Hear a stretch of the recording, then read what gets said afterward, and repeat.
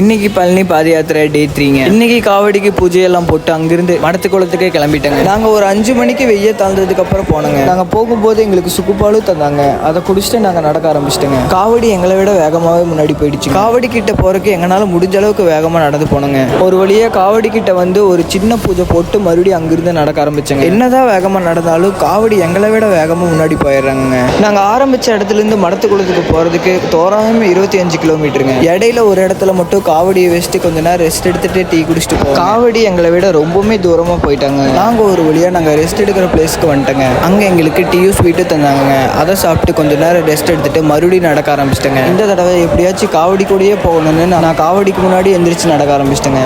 அங்க இருக்கிறவர் தான் எங்களை வழி நடத்தி எங்களை கரெக்டான வழியில கூப்பிட்டு போறவருங்க. நான் எப்படியோ காவடி கூடயே ஒன்னா நடந்து வந்துட்டு இருந்தேங்க.